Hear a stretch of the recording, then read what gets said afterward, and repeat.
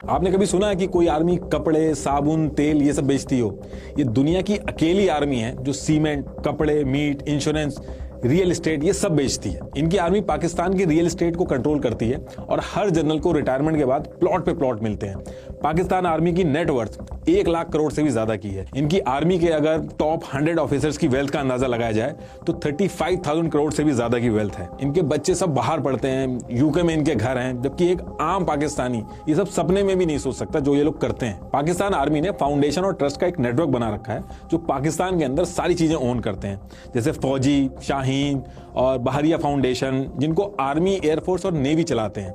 इनमें से फौजी फाउंडेशन सबसे बड़ी है। पाकिस्तान के अंदर ब्रेड तक भी मिलिट्री कंट्रोल बेकरी से बनती है।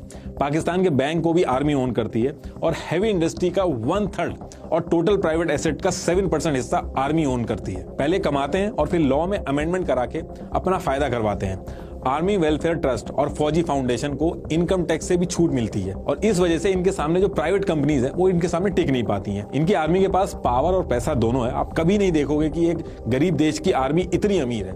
हर देश की एक आर्मी होती है, लेकिन यहाँ पे आर्मी का ही एक देश है। आप बोल सकते हो कि मैं गलत बता रहा हूँ, लेकिन आप खुद से भी एक बार चेक करिएगा कि पाकिस्तान आर्मी चीफ जो इससे पहले थे, जावेद बाजवा, इनकी वाइफ की जो 2016 में वेल्थ थी वो 0 थी। जब जनरल साहब रिटायर हुए तो उनकी वाइफ की वेल्थ 220 करोड़ हो गई।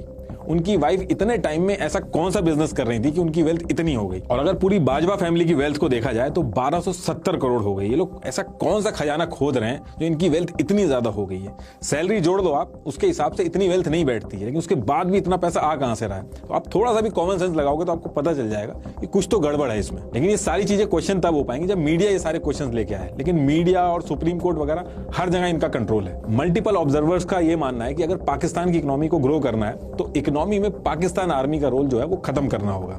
लेकिन इस डायरेक्शन में अगर कोई छोटा सा भी एफर्ट होता है तो उसको वहीं पे फेल कर दिया जाता है, उसको वहीं रोक दिया जाता है, क्योंकि इसकी वजह से पाकिस्तानी बिजनेसेस ग्लोबली कंपटीशन में नहीं आ पा रहे हैं और इनका जितना भी प्रॉफिट होता है वो सारा आर्मी के जनरल्स, रिटायर्ड जनरल्स को ट्रांसफर होता रहता है। पाकिस्तान आर्मी पाकिस्तान के सबसे बड़े रियल एस्टेट डेवलपर है। इनके पास 50 से ज्यादा हाउसिंग प्रोजेक्ट हैं, जिसमें इस्लामाबाद में 16,000 एकड़, कराची में 12,000 एकड़ की जमीन है जो इनको पाकिस्तान गवर्नमेंट से फ्री ऑफ कॉस्ट में मिली है। हायर अथॉरिटी में कोई भी हो, जो भी इनके हिसाब से नहीं चलता उसको ये लात मार के निकाल देता है।